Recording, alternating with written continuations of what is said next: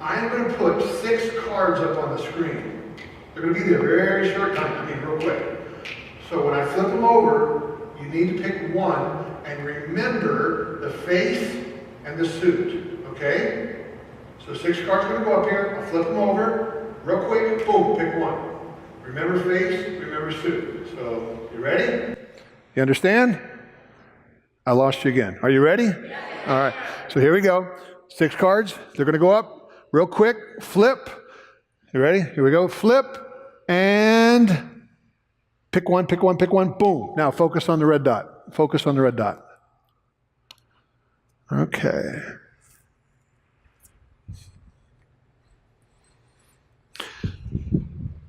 I am going to take away your card. I'm bringing the 5 cards back, and your card's going to be gone. Did it not work on anybody?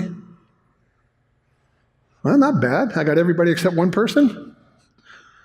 Nope. Truth is, I got everybody. Because none of those cards are the same as the first 6 cards.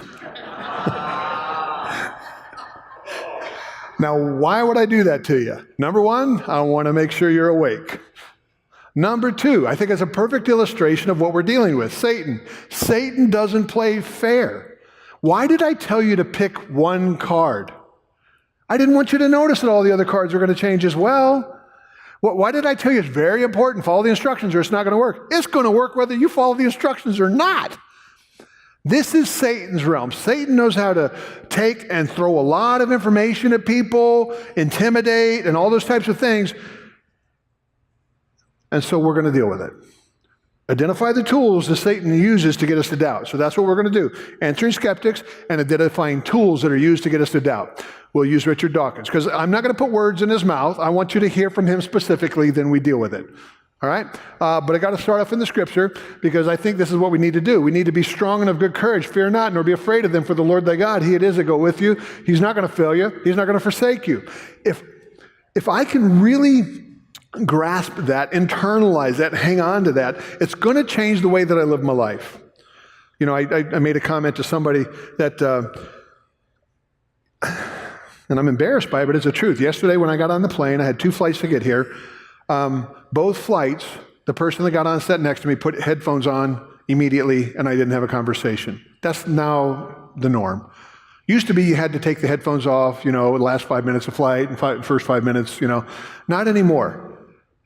And there's probably nobody on this planet that likes that new rule better than me, because I don't like talking to people that I don't know.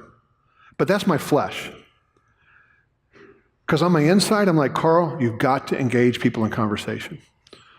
We live in a world where people are dying and going to hell, and you're not going to open your mouth and talk to them. I'm not an outgoing person. What you see up here is not me. I'm an introvert. When I get in crowds of people, I will disappear in a heartbeat. I'm telling you that right now. I have to force myself to get out. If I believe this, be strong and of good courage, fear not, nor be afraid of them. I am afraid to talk to people that I don't know. Oh, but you know this, you know that. But none of you know how much I don't know. I know how much I don't know. And it's like, well, what if they ask me this? What if they ask me this? So the thing is, it's not about me. It's about being obedient to the Lord Jesus Christ, to get out and do what he has called me to do. And he's called each and every one of us to open our mouths and to speak the truth in love, but to give answers with meekness and fear. And so that's what I'm trying to do. And then I read this, having therefore, brother, boldness to enter the holiest by the blood of Jesus. The only way that I've got boldness is when I recognize who I am and who he is. That's what gives me boldness. I recognize who I am. I am a sinner. I am fallen. I should be on my face before a holy God. But that holy God loves us so much, every one of us, that while we were rejecting him, while we were spitting on him, while we were driving the nails into his wrists and his feet, he came up, he picks us up off the floor and gives us the right to be called his child. You want value, you want worth, nothing can give you more value and worth than that. I got to recognize who I am before that holy God. And that's what's going to give me the ability to get beyond my not wanting to talk to people. I checked in last night, the hotel. The lady that was there, I invited her today. She used to go to this church. I invited her to come today. She's got a 16-year-old son that's having issues. I said, bring him. Bring them. We'll be dealing with issues tomorrow. Hopefully that'll get them thinking. Guys, you want a cheap mission trip? I'm going to give you the cheapest mission trip you have ever had in your life. Next week when you go to church, I don't know if you go to this church or not, but next week when you go to church, sit in a different seat. You'll be shocked. You'll be on a mission trip, brother, because there's people in your church that you don't have a clue that they're there. And it's so easy to get in ruts. We got to get out of ruts. If we can't reach out even within our own body here, how in the world are we going to go out there and reach out? One of the things that helps us is to have a little bit of boldness on these guys. Don't let them intimidate you. So that's what we're going to deal with this, because to me, you can only talk about what you know about. And if you're an inch thick in your faith, you're not going to want to talk because you're afraid somebody's going to ask you this. That's what paralyzes me, all the things that I don't know. So Richard Dawkins is the guy. He's the face. And who is he? Some of you may not know. He's an emeritus fellow at New College, Oxford. He's the University of Oxford's professor for public understanding of science from 1995 to 2008. Some of his sayings I like this. Evolution is just a theory. We Christians use that one a lot. Well, his response is, well, so is gravity, and I don't see you jumping out of buildings. So how do we deal with those types of? This is a guy that's got a sharp tongue. He's a smart aleck guy. By the way, here's my response to that. Gravity's a theory. Okay. Can you test gravity? Sure. I can. Wow, yeah. Can I test evolution? Can I test an amoeba turning into a worm, growing legs, crawling onto land to become an amphibian, to turn into a rat, to turn into a wolf, to go back into the ocean, become a blue whale? Can I test that? They are not the same. That's why I don't jump out of buildings, because we can test it over and over again. But why don't I bite off on a worm turning into us, give it enough time? Because there is no evidence for that, and we'll talk about it as we go along. So anyway, Richard Dawkins shows up one day and attacks Wendy Wright. She was the president of Concerned Women for America at that time. So he just shows up with a film crew, doesn't announce that he's coming, and I'm going to make a statement here. I hope you don't think ill of me. I think Richard Dawkins is a punk. I really do. I think he's a punk. Richard Dawkins will not debate anybody worth their salt. William Lane Craig has been trying. I'm not a big William Lane Craig fan, to be real honest with you. I think he's dead wrong on some things. But he's a dude that knows. He's a smart man, all right? And he's been trying to debate Dawkins for years. Dawkins won't debate him. Who will Dawkins debate? He'll debate priests and guys that don't have a clue what they're talking about on these issues. Or he'll show up at an office of Concerned Women for America. This isn't their topic. And show up with a film crew to badger her. He's a punk. You want to be the man? Take on the guys that are coming after you, and he won't do it. So I think he's a punk. So let's identify some of the tools that are used to get us to doubt by these folks. And the first one is condescension. It is a very effective tool.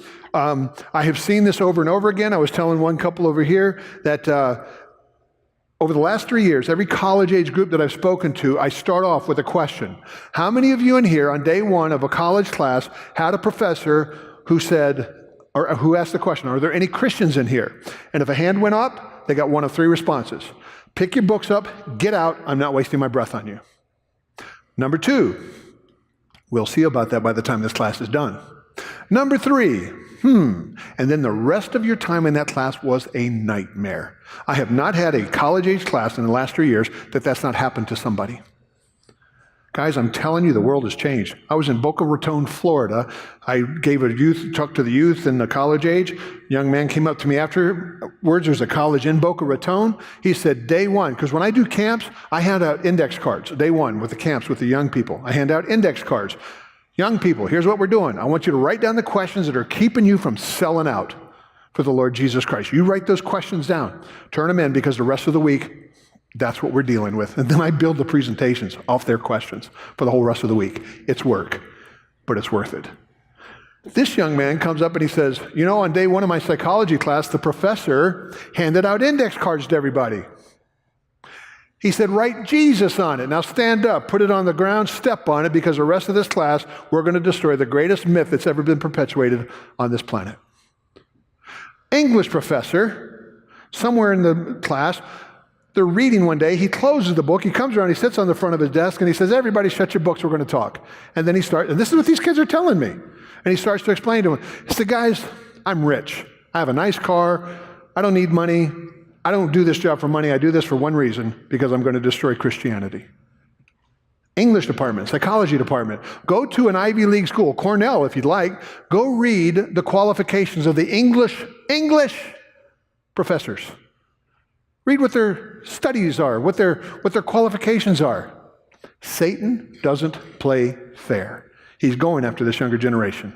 And if we don't teach him how to deal with this stuff, we're in trouble. Condescension is a powerful tool, because all he has to do, the professor, all he has to do is mock a little bit, and guess what happens? Kids disappear. And as a minimum, become silent, because they don't want to stand out. They don't want to catch heat. So let me give you a tiny glimpse of that. So we're going to watch video clips from Richard Dawkins going after Wendy Wright, and we're going to evaluate. Where did you study science? Now this is very subtle, very small. Why do I show this one? Because this is the number one attack against me, so I'm going to lay it out here to you at the very beginning. I was just up in Wisconsin about a year and a half ago, and I did this, and I told everybody, I do not have a PhD in science. I'm telling you that right now. I grew up around guys with one name: Crusher, Bruiser, Mauler, Assassin, okay? So you got PhDs, you got dummies. I'm the dummy. Trust me, you go up in the home of a professional wrestler, IQ's not stressed. So I may not be that bright, but the one thing that I do have is I can tell the difference between a fake and a fraud from a block away. You learn that in the home of a professional wrestler. You see on stage, you see off stage, okay? Carl, where did you study science? I have these guys, whenever they want to attack me, that's what they're going to do. You have no right to talk about these things because you don't have a PhD in science. So my response, therefore, is, okay, Dr. Dawkins, where did you study the Bible? Do you have a PhD in the Bible? No? Then why are you talking about it? You got a lot to say about it. And by your standard, if I shouldn't be talking about science because I don't have a PhD, you shouldn't be talking about the Bible. You shouldn't be talking about Christianity because you don't have a PhD in it, sir. You see, the question shouldn't be, where did I get my degree? The question should be, what I'm saying, does it line up with fact? And that's what we need to do. We need to challenge a generation to question. Church needs to become that place of, come, let us reason together, asking questions. What about this? How do I apply this? What about this? Boom, boom, boom. I'm sorry. I grew up in a church where I was told, children to be seen and not heard. Good boys don't ask those questions. Shh, shh, shh. That's the church I grew up in. Do you know what my response was to church then? I'm out of here, dude. Till I was 26, that's Christianity? I ask questions, they tell me to be quiet? We can't do that. Because I'm telling you right now, this younger generation, if you think we can train them the way that my generation was trained, oh, we're done. You might as well lock the doors and leave. They don't think the same way. Mature generation, I'm not attacking you. Mature generation hears me say that, and they're like, well, you're telling us we did a bad job. No, I'm telling you the culture has changed. And this generation just flat thinks different. We have to come after them. We have to be straight. As a matter of fact, they love it when you're straight. May not agree with you, but they want somebody to just lay it out there, man. I can't do mamby-pamby. I'm too heavy to tap dance. If I tap dance, I'm breaking an ankle. So I just think we got to get out there, all right? We speak the truth. We do it in love. So let's listen to the evidence that Dr. Dawkins uses to support his position, and we'll let him talk. I'm sorry, but we can show you the evidence. All you need to do is read an elementary textbook of biology. It's all there. Well, that's interesting you should bring out the textbooks on biology. We still have textbooks today. Yeah, I know you're going to talk about peppered moths and you're going to talk about Haeckel's embryos. No. In fact, what I was going to talk about is what they claim to be the evolution of a fetus in the womb, yes, based on Haeckel's hand embryos, drawings, yeah, which have been proven to be false, and yet they continue to be published in scientific textbooks. Haeckel's embryos are just one little thing. It's a Victorian thing. Plenty of people made mistakes in And Victoria. yet continues to be published in today's textbooks. Well, no longer actually, but I don't think it's really fair, is it, to pick on particular Victorian mistakes. It is a Victorian mistake. Oh, but it was carried over into the 20th century. Yes, and that was a mistake, and that's been corrected. Did you catch the condescension? Did you catch it? All you have to do is read an elementary textbook on biology. Oh, I have. Matter of fact, I got 9 of them at the house, all right? because I keep buying the elementary textbooks. I buy the high school textbooks. I buy every textbook that I can get to see if I'm still accurate or not, because you see, I'm going to be held to a higher standard. With me teaching and talking, if I give false information, I got a millstone waiting on me. So I try to make sure that what I'm telling you is still accurate. I'm not perfect, but I do my best. And what he's talking about in this whole thing is embryonic recapitulation, which goes back to the late 1800s, all right? It goes way back to the late 1800s. He said that was a mistake and that's been corrected. I beg to differ. It has not been corrected. You go back to the late 1800s, this was the image that they used. And the whole argument is that you look at all these different embryos, it's very hard to tell them apart from what they're going to become. Humans, we have gill slits. Humans, we have a tail. Humans, we have these gill slits there. We have a yolk sac. There's only one problem. These images, which were popularized by a guy named Ernst Haeckel, are fakes. They're fraudulent. And they knew they were fake and fraudulent in the late 1800s. They knew it. Matter of fact, if you take the drawing that they had back then and look at the real embryo, guys, it's not even close. And by the way, elementary textbook, I don't need to read an elementary textbook. Let me read a high school textbook. They're still teaching. No, a college textbook. They're still teaching it. Right here, molecular biology of the cell, early developmental stages of animals whose adult forms appear radically different are often surprisingly similar. Neo-Darwinian mechanisms explain why embryos of different species so often resemble each other in their early stages as they develop. Seems sometimes to replay the steps of evolution. Here's one of the modern day elementary text or high school textbooks. Humans have a tail. Humans have gill slits. You never had gill slits. But look at those.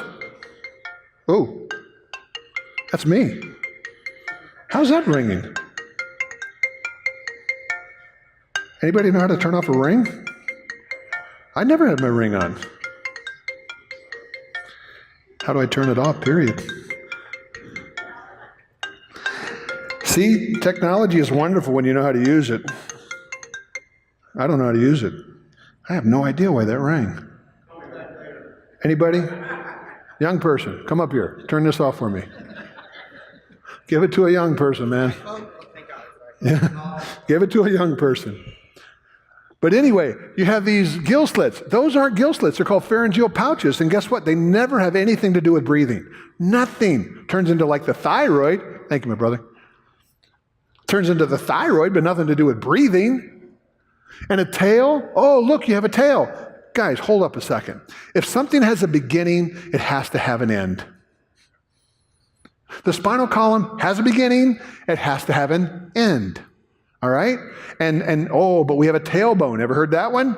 Tailbone. You got that tiny bone back there. That's a tailbone. No, that has nothing to do with a tail. As a matter of fact, you don't think it's important? No, it's some vestigial organ. Have any of you ever fallen on it?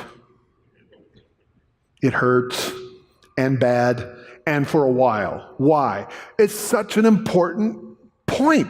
That tiny bone that we have at the end of our spinal column, called a coccyx, is literally the reason you and I can walk upright. If you didn't have that tiny bone to attach the muscles of our stomachs to, we don't walk upright without our guts falling out. Not trying to be gross, that's just the fact, okay?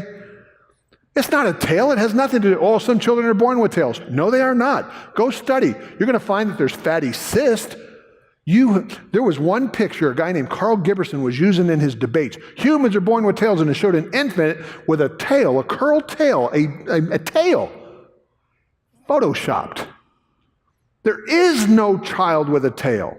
Yes, there's a mutation that some people will have, and there's a fatty appendage that comes off. It's not on the spinal column. It has nothing to be, there's no caudal vertebra, there's no bones inside of there like a tail. And by the way, when they have that, most of the time they can't walk. It's a mutation that messes you up bad. Got nothing to do with being a tail. Here's some more of the college or the high school textbooks. Same images. Same images. And this guy, look at this guy, Douglas Futuma. Same images, and he knows that they're not right. He knows that they were proven wrong in the 1800s, and listen to what he says. As such, if textbooks use the drawings at all, it is a historical example and as a way to illustrate the concept in such a way that students are able to grasp it immediately. Even if the drawings are fraudulent, they can still be used for this purpose because the concept they illustrate is by no means fraudulent. So help me out here. It's no problem for me to use fake pictures to prove the point because the point's true. Why don't you use true pictures to prove the point if the point's true? Why do you need fake pictures? This is another tool that Satan uses. He doesn't play fair. Deception. He's the father of lies. If you think, oh, everybody's basically honest. No, we're basically sinners. And those that reject God outright, they have no reason that they have to tell the truth. Guys, there are folks that are just bold-faced lying, and we'll get to that. We'll get to that. Because remember, they're of their father, the devil. He's the father of lies. He's a deceiver. So, what's some of the other evidence that he uses to prove evolution? Let's take a look. Or even beyond that, surely there'd be at least one evidence. Massive amount of evidence. I'm sorry, but you people keep repeating that like a kind of mantra because you just listen to each other. I mean, if only you would just open your eyes and look Show at it to me. Show me the bones. Show me the carcass. Show me the evidence of the in-between stage from one species to another. Every time a fossil is found which is in between one species and another, you guys say, now we've got two gaps where previously there was only one. I mean, almost every fossil you find is intermediate with something and something else. If that were the case, the Smithsonian Natural History Museum would be filled with these examples, but instead they're not. It is. Did you catch the condescension? You people. All right? You people. And by the way, he said did I hear this correctly? There's a massive amount of evidence. Did I hear that correctly? Can somebody define massive for me? At what point does something become massive? Any definitions? Get that 1828 dictionary and look at that. So a massive amount of information. So now listen for a theme here. This next clip, in full disclosure, is a montage.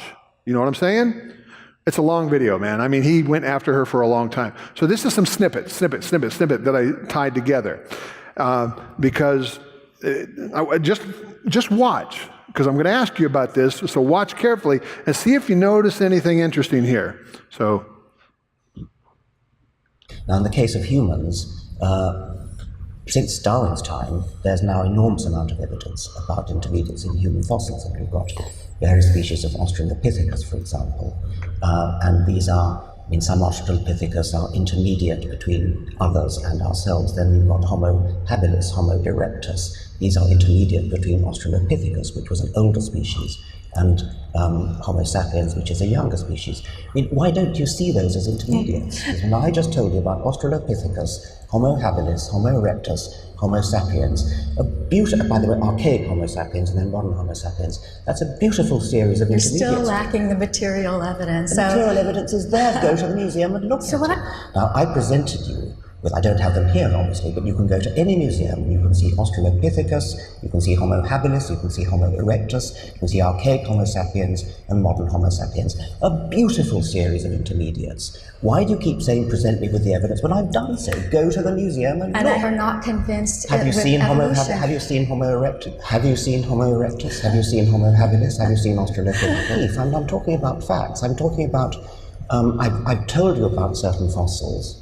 And every time I ask you about them, you evade the question and you turn to something else, that I have told you about 4 or 5 fossils, and you seem to simply be ignoring what I'm saying. Why don't you go and look at those fossils? So what'd you notice? Sir? He what? He's scared. Why? Okay. Remember I told you it's a montage, so my cuts did make it look worse than it is, but he is absolutely a bully, all right, and cutting off and badgering. He definitely does. But I have to be honest, because of the cuts, I made him look worse than it really is. He does let her talk sometimes, but most of the time he is cutting her off. What else did you notice? What else did you notice? Sir? Okay. Homo erectus, Homo habilis, Australopithecus, various species of various species of Australopithecus. By the way, who in here today feels comfortable talking about Homo erectus, Homo habilis, various species of Australopithecus? Anybody? Nobody. I hope you will be by the time we're done. Ma'am. Oh, we went from a massive amount of evidence to 4 or 5 fossils. Right? Did you notice? When he started, he's the professor. He's teaching. And where does he end? Aggressive.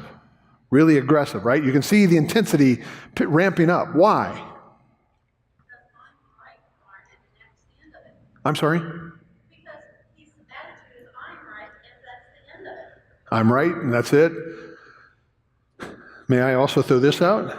If you and I have a conversation and I ask you a point-blank question and you don't answer that point-blank question and you go off into la-la land, what do you think I'm going to do to you?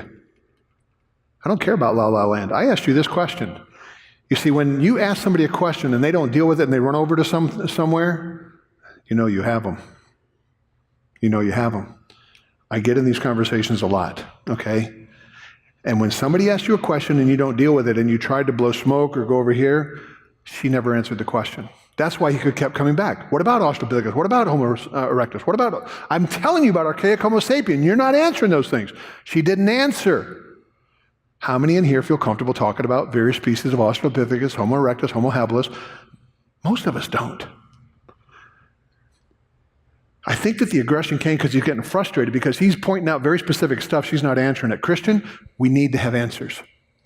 Don't run and hide. If you don't know something, guess what? I'll be the first one to tell you, I don't know. But you know what I do? I go get an answer, and then I come back. It blows people away when you acknowledge that you don't know something, then you go get an answer and come back. Blows people away. They're not used to that. Watch. Listen to what he says. This is why I think you see the progression. You said there are no fossil intermediates, and when I told you about fossil intermediates, you changed the subject. I don't want you to change the subject. These quotes right here, I could sign my name to them. I really could.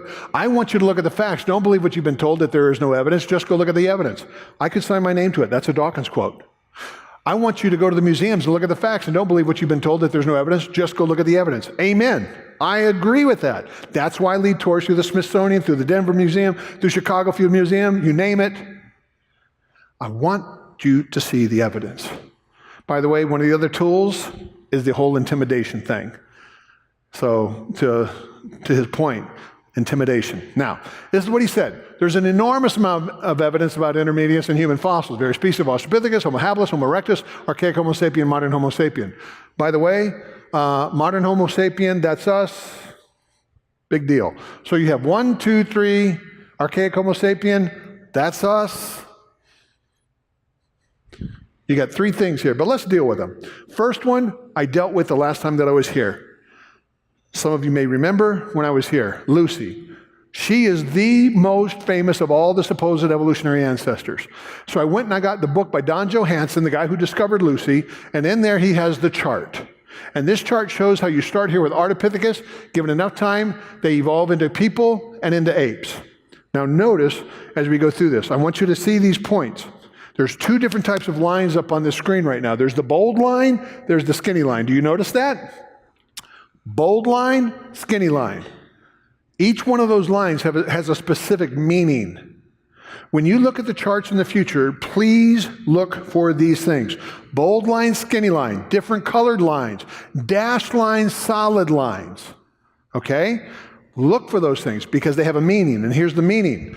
The skinny line means story. It's a guess. We think. The bold line is the actual evidence. So notice as I start filling in using his evidence that proves we come from an ape-like ancestor, notice, okay? So here's Ardipithecus. By the way, I do one whole talk on all 20 of the supposed evolutionary ancestors, but that's a 3-hour talk. You don't want to go through it, I'm sure. But I'm glad to go through pieces. I'm here, guys. When I leave Monday, I didn't come out here to just sit in a hotel. You want to sit down and go through some stuff? I'm here, I'm here. If I'm free, let's do it. All right? You want to sit over at Pizza Ranch and go through some stuff? Dude, I'm here. I like their chicken anyway. So there it is. There's Lucy. She's the supposed ancestor between humans and apes. What are you going to do, Carl? What are you going to do? Well, first of all, let's get rid of these. Those are all apes. Period. They have nothing to do with the human lineage. Get rid of them. I just want you to see how many supposed ancestors there are with humans. So Lucy, to cut to the chase, I have a DVD out there on human evolution that goes through Lucy and Ida, young man. That's the one that we talked about last time I was here. I'm not trying to sell you. It's a donation only. But if you want to see the video on what they had to do to take monkey bones and turn them into a human ancestor, the video's out there, okay? Houston Museum of Natural Science got the actual bones. First time ever. Those bones are more valuable than gold, okay? There's only one of these. So they protect these things. They finally got the actual bones out of Africa, put them on display in the museum at Houston. They made a study book. Not the Christians, they made a study book for all the teachers to use that were bringing the thousands of kids that were going through and look at the exhibits. I got a copy. I'm telling you, they didn't read the book. I did. And by the way, this is that talk that's out there on that. So here's the page 20 of their study book. For many years, Lucy was thought to be a direct human ancestor, but we now see her as belonging to a separate group of hominids from those which became our species, Homo sapien. What does that mean? Lucy is not in the human lineage. She is not a missing link to Homo sapien. Not, according to the secular people. Let me take you to another one. Jerusalem Post. Israeli researchers. Lucy is not direct ancestor of humans. Let me take you to another guy. Richard Leakey. Have you ever heard the name Leakey before? If you study evolution, brother, you have heard the name Leakey, because Leakey and evolution are like synonymous. They're like the grandfathers of human evolution. You go back and read the National Geographic. His dad is the one that came out with the first Nutcracker Man. This proves, guess what? Nutcracker Man is totally ape. It's been thrown out a long time. But boy, when they drew the original pictures in National Geographic, look like us. The bones don't look anything like ours. Totally ape. But man, when they put the flesh on it, it looked human. I can show you the pictures if you want. This is the son. And by the way, because the Leakey name is so famous, we have to show respect. So when I say Leakey, please hum. Ready? Hum. That's we coming. I can't hear you. Hum. Thank you. Just a respect thing. So, if pressed about man's ancestry, I would have to unequivocally say that all we have is a huge question mark. To date, there has been nothing found to truthfully purport as a transitional species to man, including Lucy. This is the guy that their whole life, their whole family's life is invested in human evolution. Nothing found to truthfully purport as evidence between ape and man. I would have to state that there is more evidence to suggest an abrupt arrival of man rather than a gradual process of evolving. May I give you an explanation? God took dust, formed it, breathed into it life, and man became a living being. That's about as abrupt as you can expect. And if God did that, what should I find in the fossil record? An abrupt arrival of man. That's what God said he did. It was abrupt. The evidence supports the word. So Lucy, by the way, she's the most famous. He said various species of Australopithecus. You don't want to go through the others, because none of them, Lucy's the famous one, none of those other Australopithecus have anything to do with the human lineage. Don't trust me? I'll show you the charts. So much for Australopithecus. Oh, but Homo habilis, Carl, what are you going to do? I'm going to go and look. It's the Smithsonian, discovered by Louis Leakey. You didn't hum. Thank you. In Olduvai Gorge, that's the dad. Oh, what are we going to do? To date, there's been nothing found to truthfully purport as a transitional species, including 1470. When they find bones, they give them names, but they also give them numbers. 1470, when it was originally found, was classified as Homo habilis. Carl, you're out of date. It is no longer Homo habilis, it's now Homo rudolfensis. Okay, let's deal with it. But when it was first found, it was classified as Homo habilis. So let me go to the Smithsonian website. Homo habilis, by the way, do you notice what I'm doing here? I am not using any Christian sources. I am not using any creationist sources. I am using nothing but secular sources. You want to argue with me? Where did I get my PhD in science? I don't need a PhD in science to read. This is your stuff. Homo habilis. What do we have to say about Homo habilis? Discovered in 1960, discovered by Louis and Mary Leakey. Thank you. Then it says, we don't know everything about our early ancestors, but we keep learning more. What don't we know about Homo habilis according to the Smithsonian? Below are some of the still unanswered questions about Homo habilis that may be answered with future discoveries. Was Homo habilis on the evolutionary lineage that evolved into later species of Homo and even perhaps our species Homo sapien? If you have to ask that question, what does that mean? You don't know. Dr. Dawkins, why are you using something that Smithsonian doesn't even know if it's in the human lineage? Why are you using something like that? To try to get me to abandon God? Because you got something that maybe we think we might be? Are Homo habilis and Homo rudolfensis indeed different species, or are they part of a single variable species, or was one the ancestor of the other? They don't even know that 1470 that they reclassified. When you go read all of the battles that are going on with, we find this and we find this, and oh, this one doesn't fit here, so we split it off over here. It's ridiculous, guys. It's ridiculous. There's a new book out by John Sanford. He is a creationist, okay? In full disclosure, he was at Cornell University, and he is a sharp dude. But he just wrote a book. I can't remember the title, but if you did a Google search on John Sanford, S-A-N-F-O-R-D, and human fossils, it would be worth getting and reading, because he does exactly what I'm doing, secular sources, and here's what they have, and it is mind-blowing. It is mind-blowing, okay? What else don't they know? If Homo habilis is not the ancestor of Homo erectus, how does it fit on our evolutionary tree? If you don't know that, why are you using that as evidence to try to get me to give up on God? I think we have to challenge these folks. There's even more we can do with that, but let's not. Let me just take you back to the chart from the guy who discovered Lucy. Homo habilis, extended out. Would it ever lead to Homo sapien? Using their chart. It's a dead end. It's not in the lineage. So much for Homo habilis. Dr. Dawkins, why are you using something that, even according to the guy who discovered Lucy, says it's not in our lineage? So how's it a missing link if it's not in our lineage? Oh, but we have Homo erectus, upright walking man. What you going to do? What you going to do? Well, let's go take a look at what they have to say here. All right, there's Homo erectus, and right there it is in the chart, extended out. It's not in the human lineage.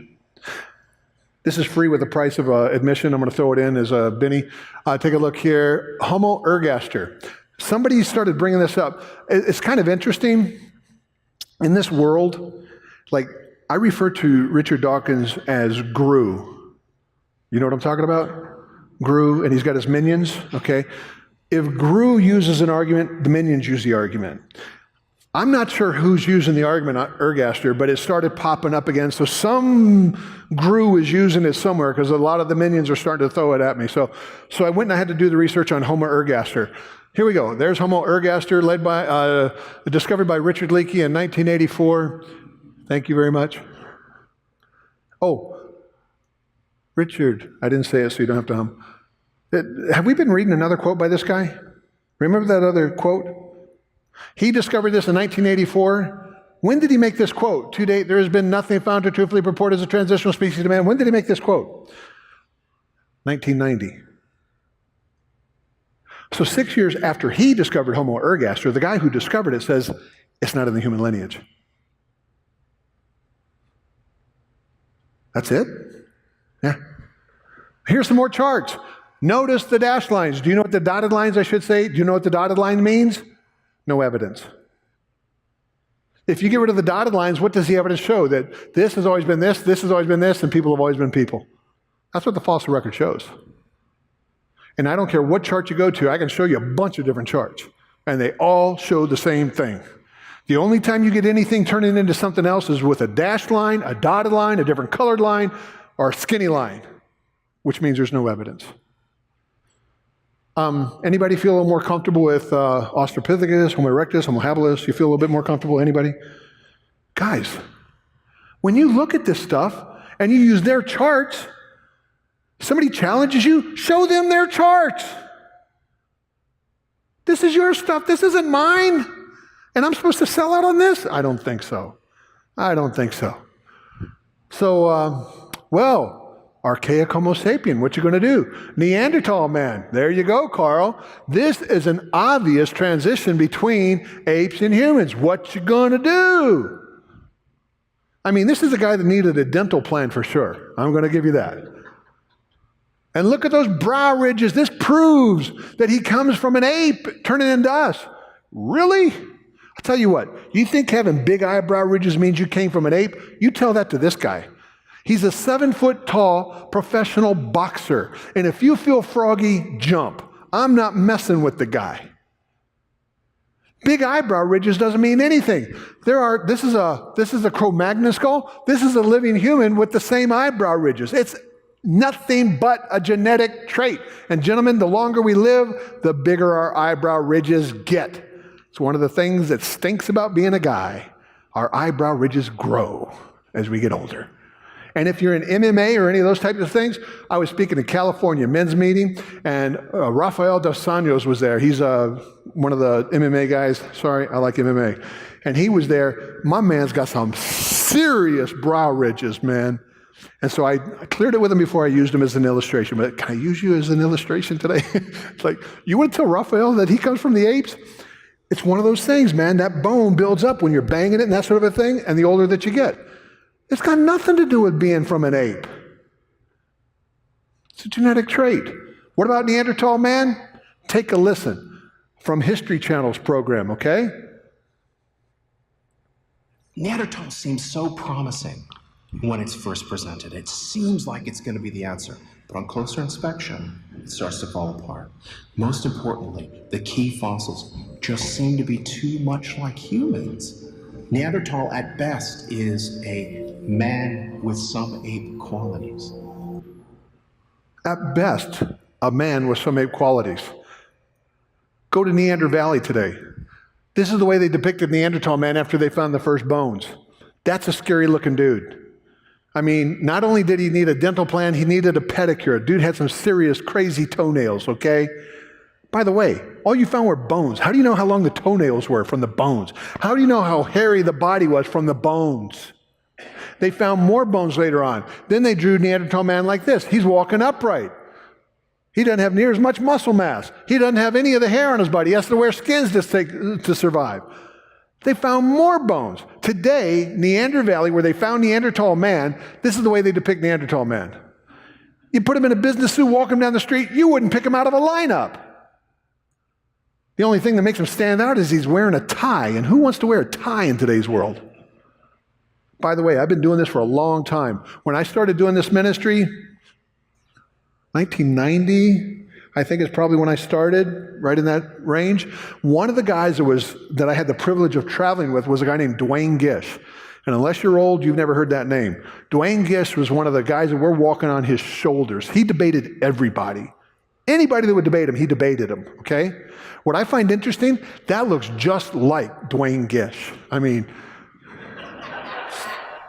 if you stuck glasses on him, that's Dwayne Gish, brother. I find it interesting that a missing link has turned into a creationist. I just find that interesting, okay? Well, so much for archaic Homo sapien. Anybody feel a little bit more comfortable with these supposed ancestors? Guys, there are answers to these things. I just want you to notice the dashed lines, the dotted line, the skinny lines. When you read these things, classified by some scientists as a single species of Homo sapien. So even they admit that Neanderthal man, look, you can take your DNA test today and find out how much Neanderthal you have inside of you. And if you're redheaded, you probably got Neanderthal in you. It's a genetic trait. If you can interbreed, guess what? You're related. Ma'am.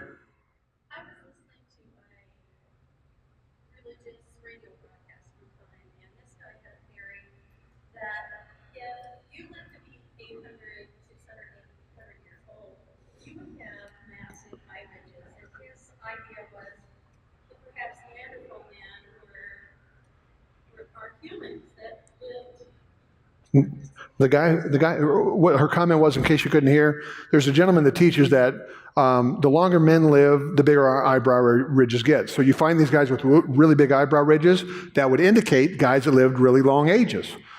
Man lived 900 years, Methuselah 964, okay? So wouldn't you expect them to have really big eyebrow ridges by that end of that time? I think it's a valid argument. The guy who proposed that is a guy named Jack Quazzo, and he's a guy that studied the actual bones, the actual skulls of Neanderthal, and those one of the very few guys that really got to see the real stuff. And I think there's some validity to his argument. I really do. Because the longer you live, the bigger they get. Hey, if you got a guy that lives 900 years, 500 years, 400 years, you should expect him to have bigger eyebrow ridges. So I do think that some of those would fit. Neanderthal man, we have to admit, though, was unique. He had some unique characteristics than people today. Much stronger, The ligament attachments on their hands and everything, they were much stronger than people today. But guess what? When my dad wrestled, there was a guy that he wrestled with named Danny Hodge. You look at Danny Hodge was just a skinny dude. But one of his gimmicks to get people to come to the matches is when he came into town, he would walk into the local store, what do they call those, with plumbing equipment and all that type of stuff. Hardware store, thank you. He'd go to the local hardware store and he'd walk in, he'd grab a pair of pliers, and he'd squeeze them and break them.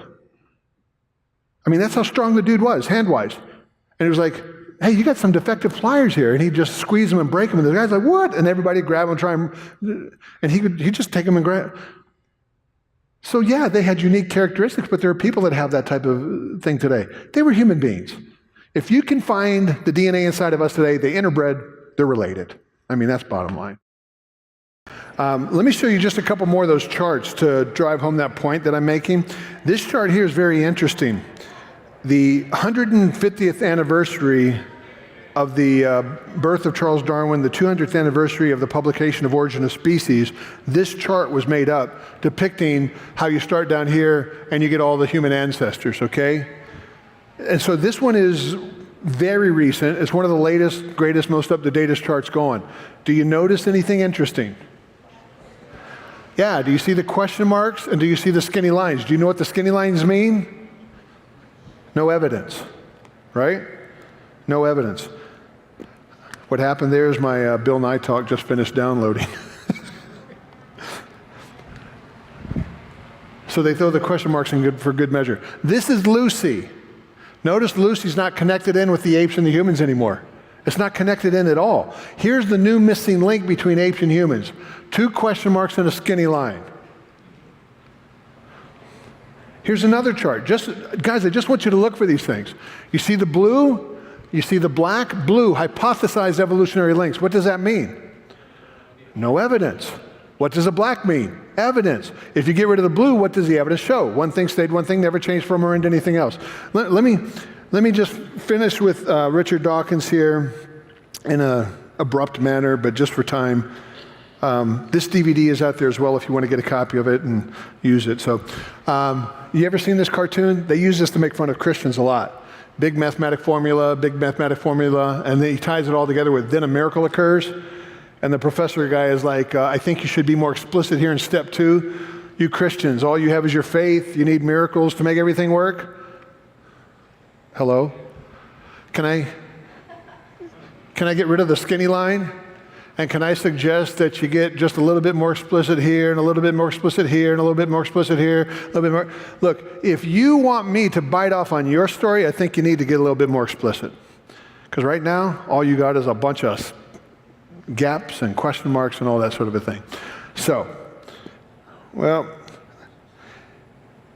I'm going to skip some stuff here. I do have to show you this, though, because it wouldn't be fair if I didn't show you. I've been doing this a long time, and I've actually found real evidence, real actual evidence to support evolution of donuts. After years of research, I now know beyond a shadow of a doubt that donuts have evolved. I'm sorry, I feel bad, but I got to tell you this. You see, there's only 2 ways that we got a donut. In the beginning, man made it, or in the beginning, my evidence shows that donuts evolved. Here's how they happened. Approximately 65 million years ago, we got a lump of dough. Where'd the lump of dough come from? I don't have a clue, but we got a lump of dough. And that lump of dough had some mutations. And some of those lumps of dough got flat and turned into cookies, and some got puffy and they turned into bread. And yet others, they had a special mutation and they turned into the plain donut. I started my research on donuts in the plain donut field, but I quickly got bored and moved on to a very specific field of donut study. Some of those plain donuts had mutations and turned into sprinkles. Those are foo-foo girly donuts. I don't do sprinkles. No. That's girly stuff, okay? And then some of those donuts, they turned into the bagel, the bear claw. I do have a minor in bear clawology. I have studied some bear claws in my day, trust me. And the Cheerio. And by the way, you think I'm joking? I can prove to you scientifically that the bagel, the bear claw, the Cheerio, and all the donuts go back to the lump of dough because they're all 98% similar. Have you ever heard that claim about human and ape DNA? Here's the truth. I can show you the secular video. We are not 98% similar with chimpanzees. We are not. The only way that we are is if you take 24% of the human DNA, take it out, 14% of the ape DNA, take it out, take those out, and then insert spaces in what's left so that they line up. And then we become 98.77% similar. What? Yeah, that's how they get the 98.77% similarity. But for the sake of argument, let's just say that we are 98% similar with a chimp. Does that mean that we came from the same source? Have any of you ever been driving and it started to rain? Anybody? Anybody? Oh. The first thought that ran through your head when it started to rain was, I better get under an underpass or my window is going to get busted out by a watermelon. Did that cross your mind? That didn't cross your mind. You should be afraid. You should be very afraid. Because a raindrop and a watermelon are 98% similar. So one of these days, look, you know that's ridiculous. It doesn't matter the percentage that's similar, it's the 2% that's dissimilar, so dissimilar, there's no way they came from the same source. Guys, this whole malarkey about human and chimp DNA, go do some research on it. Oh, by the way, here's my field of study. The plain donut evolved into the Boston cream filled, and yes, that is where I spent my research time. Do any of you accept my explanation of donut evolution? Anybody? Anybody? Nobody? Well, I'm going to join a donut evolution club. $25 a month, and I'll give you a free t-shirt after you paid for a year. Okay. Most of you are like, Carl, you're a nut. What are you talking about? Do you know what that chart is right there? Because one of the other evidences that Dawkins used, and I've kind of pulled some clips out, one of the other evidences that Dawkins uses to prove evolution is evolution of the whale. Wolf-like animal went back into the ocean to become the whale, and they showed the chart. This is the whale evolution chart. I want you to watch this. Watch carefully. Exact same chart. All I did was take away the whale skulls and replace it with donuts and bagels and bear claws. Watch. Same chart. Exact same chart. You laugh at my explanation of donut evolution, but this is what I'm supposed to believe proves that a whale went back into a wolf went back into the ocean to become a whale? That's their chart. And do you notice the question marks? Do you know what a question mark means? It means you have faith. Christians, all you have is your faith. Excuse me. You also have faith. When you need question marks, dash lines, skinny lines, different color lines, you have faith. You need to understand this, parent, grandparent, Christians and non-Christians, we don't have an evidence problem. We have an interpretation of evidence problem. And as Pastor Kerry spoke about, I think it was last week, that is a worldview problem. And as a Christian, when I look at the evidence, yes, I interpret evidence in light of my worldview. Worldview impacts the way that I interpret evidence. Does it mean that it's wrong? No. Does it mean that they're wrong? No. Look at the evidence. And which one does it line up with? Slow, gradual processes over millions of years? You need question marks and dashed lines. In the beginning, God? I don't need question marks and dashed lines. But you got to make that decision. Choose you this day whom you're going to follow. I'm not here to argue anybody into the kingdom. I'm here to give an answer for why I believe what I say that I believe. So let's transition into Bill Nye, and I'll do some little bit on Bill Nye here. By the way, there are 3 people who walked on water. Can you name them?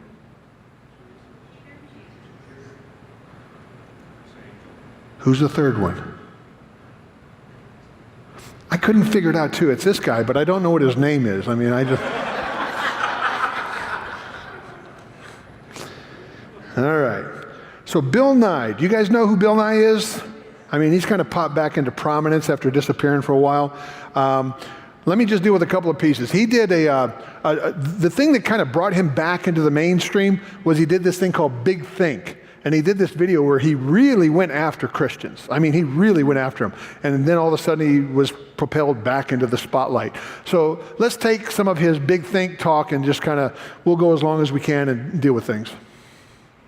Denial of evolution is unique to the United States. I mean, we are the world's most advanced technological, so I mean, you could say Japan, but generally the United States is where most of the innovation still happens. People still move to the United States. And that's largely because of the intellectual capital we have, the general understanding of science.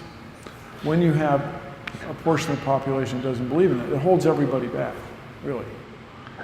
Okay, so America's fallen apart because we're not accepting evolution. I mean, that's what he said. When you have a portion of the population that doesn't believe in that, it holds everybody back, really. What's that? What's he talking about? Evolution. By denying evolution, we're destroying this country. We're falling apart. We're destroying this. How would you answer that? Well, let me show you the way that I answer it. Maybe you'll like it. Maybe you've got a better way. I'm the guy that says, let's define our terms.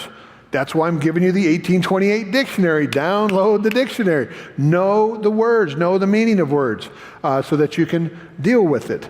Okay? So let's define the term evolution, because hey, we better know what it is. But you know who I'm going to let define the term evolution? I'm going to let Bill Nye define the term. I went to his old show. Anybody remember the old Bill Nye the Science Guy? Come on, man. I love that show. I love that show. And did you notice? Even back in the day, brother, I didn't catch it back then. He wasn't pulling any punches back then, but when your radar's not turned on, you just kind of catch this stuff and don't even see it, you know? So let's let him define evolution. Now think about this, because I'm going to ask you how you would respond to this definition. Change. Living things change over time. There are little changes and big changes. Whoa. That's evolution. There you go. How would you respond to this? Evolution is a fact. By denying this, we are destroying this country. How would you respond to this?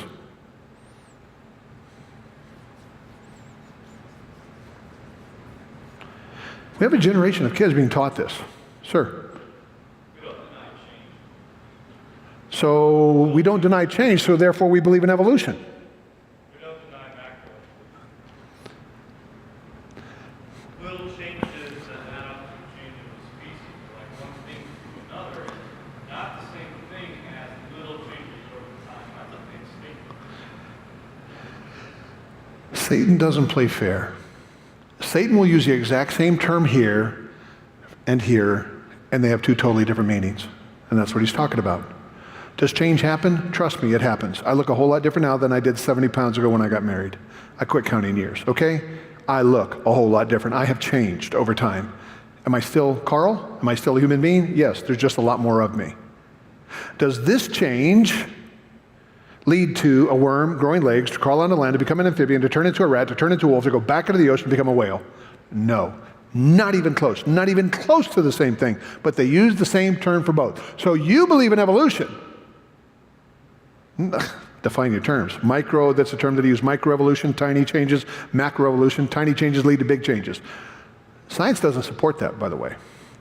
How do those tiny changes work? And I think this is important that we get an understanding for this younger generation. They need to understand this so they can deal with these guys when they get thrown this.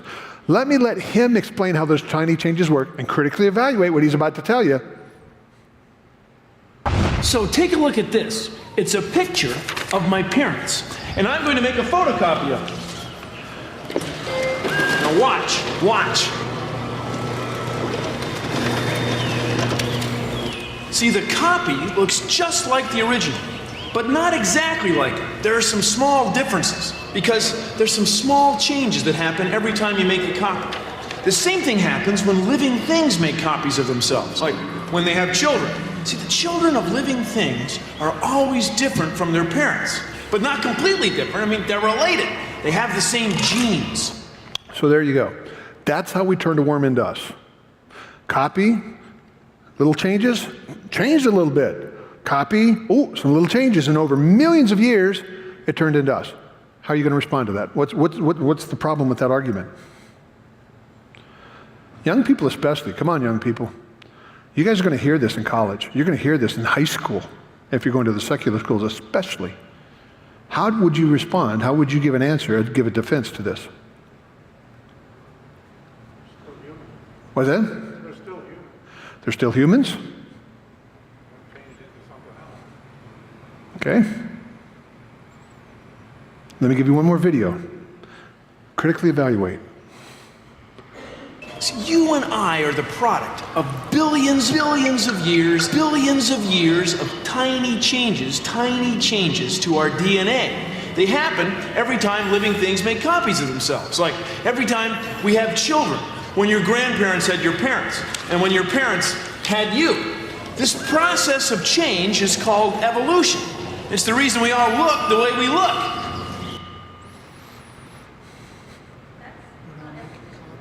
What's that? That's not evolution, that's just genetics. Sir? No new information is added if anything's lost. Key. Did you hear what he said? Did you hear what he said? Please say it louder so everybody in the back can hear you. No new information was added, only if any change was lost, not added. If you want to tell me that you take a photograph and you make a copy of that photograph and it loses information, right? Because if you make a copy of something, you lose information. And so then you make a copy of the copy. By the time you get to the billionth copy of a copy, will you even be able to tell what it was originally a picture of?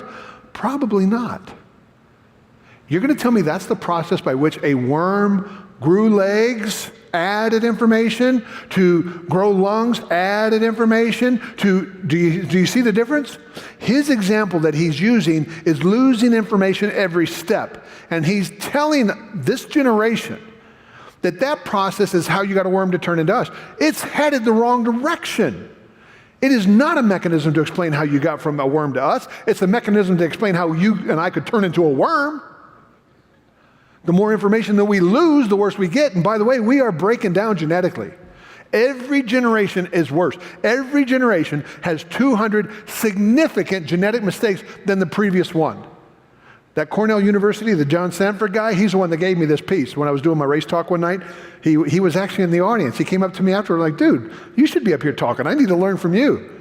And he said to me, he said, Carl, when people tell me, he's a geneticist, Cornell. He said, when people tell me that mutation is the mechanism by which a worm could turn into us, here's my illustration back to him. This is the same as saying that you got a 1968 Volkswagen Beetle sitting out in your driveway, and every day you go out and you hit it 100 times with a ball-peen hammer and think in 1,000 years you're going to have a Porsche. No, you're going to have a mess. We are breaking down.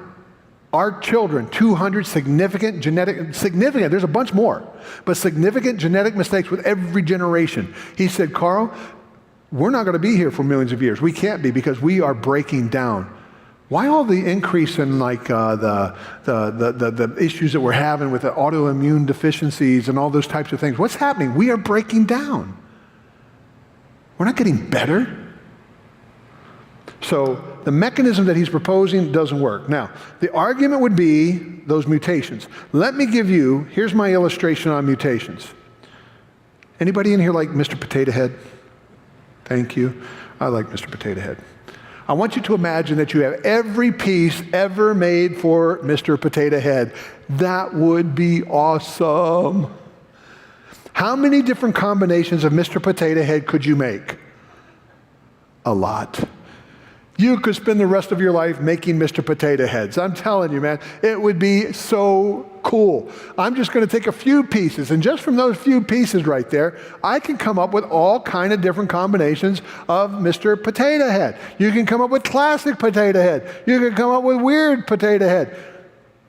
But now we have a mutation. What does mutation do? Mutation destroys. Mutation breaks. Mutation loses information. So now some of our pieces break. They can't stick in anymore. We lose some of our pieces. Think about this. That's how mutation works. So now we have fewer pieces than we had before. How many combinations can I make of Mr. Potato Head? Not as many. Hello, that's what's happening to us. We're breaking down. Now, you can still make some pretty weird combinations of Mr. Potato Head, but you can't make as many as you could before.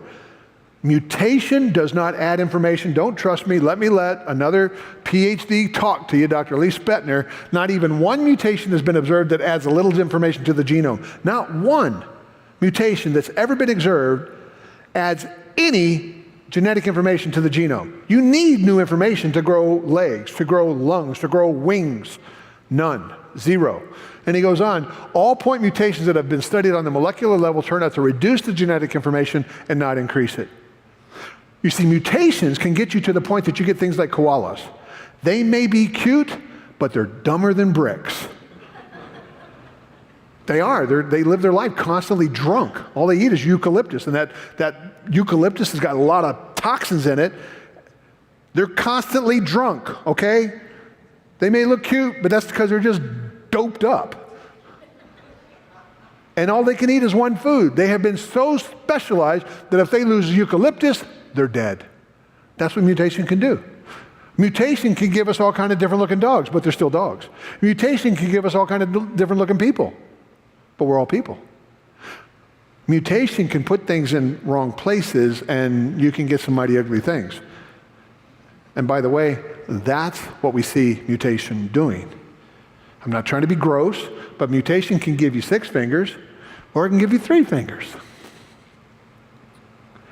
But here's another illustration, Carl. This is in all the textbooks. Mosquitoes evolve resistance to pesticides. Have you ever heard that one? That's used in the textbooks. Number one example on how evolution works. Mosquitoes evolve resistance. How are you going to deal with that one? Very simply.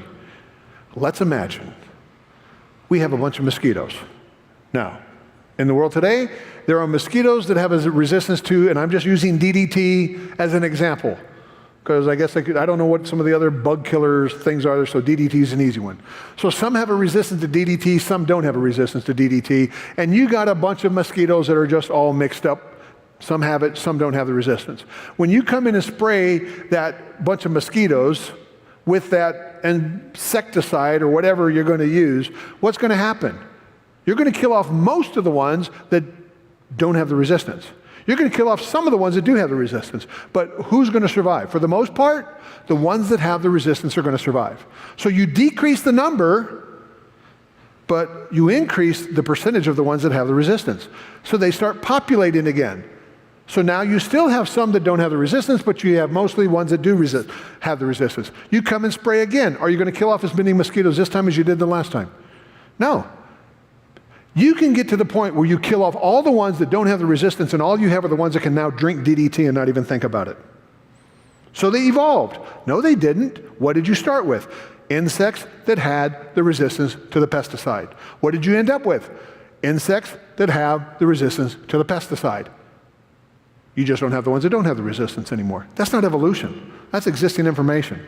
And guys, that's the number one example used in the schools to prove to our kids that evolution is a fact. Mosquitoes evolved the resistance to DDT. Or sickle cell anemia. Have you ever heard that one? Sickle cell. Ooh. Well, that's evidence for evolution, because now you don't die from malaria because the sickle cell can't carry the malaria. See if I have a picture of that. I thought I had a picture of that. When you look at a blood cell, they're round. But when you look at a sickle cell, it's concave. All right? Nah, I must have pulled it out. I used to have a picture of it. They're concave. So the virus can't get trapped in there. But guess what? It's no longer round. It no longer passes through the blood vessels smoothly anymore. Now it has these things that get caught up in the blood vessels. And so what you end up dying from is ugly. Sickle cell anemia, it's not a benefit to malaria. They're both ugly deaths. And probably sickle cell is even worse than malaria, because your body just can't get enough oxygen throughout it, and you just basically die from suffocation. Your body just starts suffocating to death. That's a benefit? I don't think so. Okay. Let's skip to a piece here. And I say to the grown-ups, if you want to deny evolution and live in your world that's completely inconsistent with everything we observe in the universe, that's fine. But don't make your kids do it, because we need them. We need scientifically literate voters and taxpayers for the future. We need people that can, we need engineers that can build stuff, solve problems.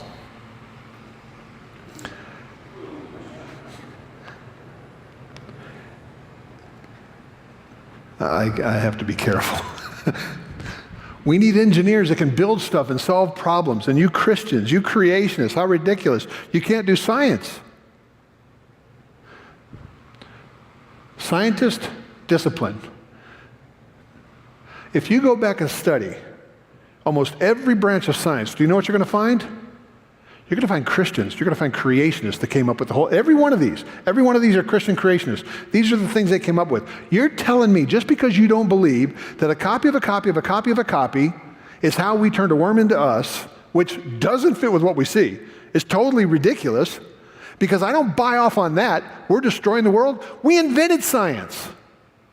Christians, creationists invented this whole process. You need an engineer that can build something? Let me introduce you to an engineer.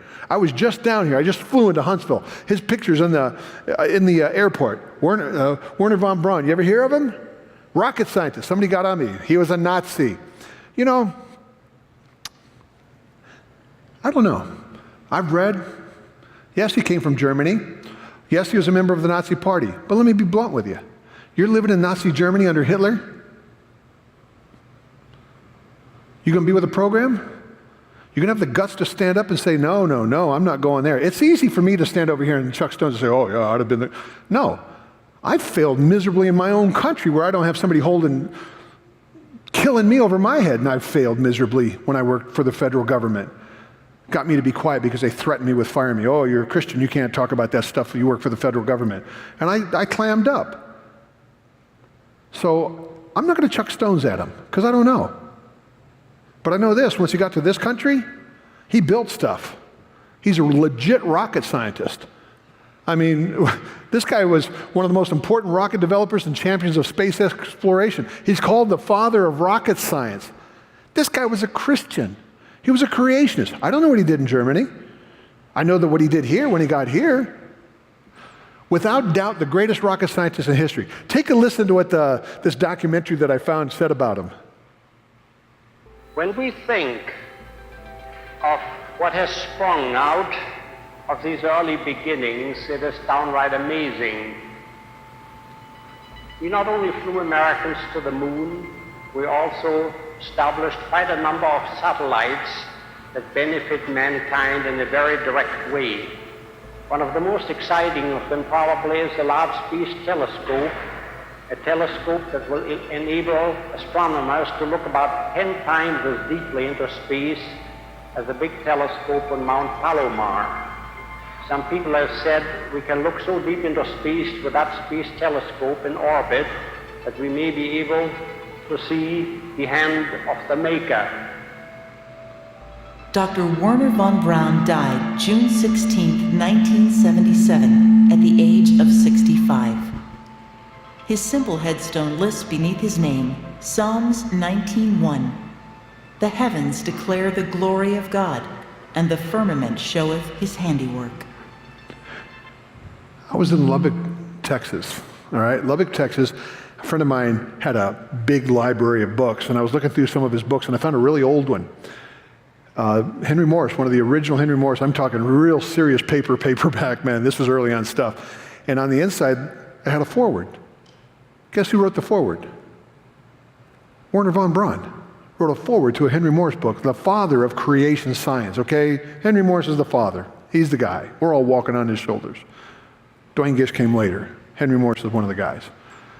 Guys, I read this. It was like, there simply cannot be a creation without some kind of spiritual creator. In the world around us, we can behold the obvious manifestation of the divine plan of the Creator. This is what he wrote. What random process could possibly explain the simultaneous evolution of the eye's optical system, the nervous conductors of the optical signals from the eye to the brain, and the optical nerve center in the brain itself, where the incoming light impulses are converted to an image the conscious mind can comprehend? It is as difficult for me to understand a scientist who does not acknowledge the presence of a superior rationality behind the existence of the universe as it is to comprehend a theologian who would deny the advances of science. You know, one of the other things that Werner von Braun built Church. He built churches. He built stuff. He was an engineer. You're going to tell me he couldn't do real science just because he didn't believe the same way that you do? He didn't believe that a worm could grow legs and turn into us? I don't think so. That rocket scientist was very involved in getting people sent to the moon. In 1968, I'm dating myself here, 1968, something interesting happened. I'm going to finish with this video.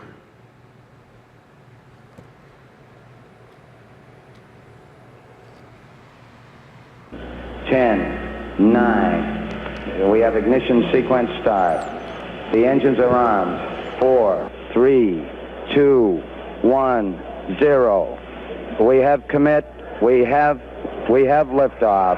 Liftoff at 7:51 a.m. Eastern Standard Time.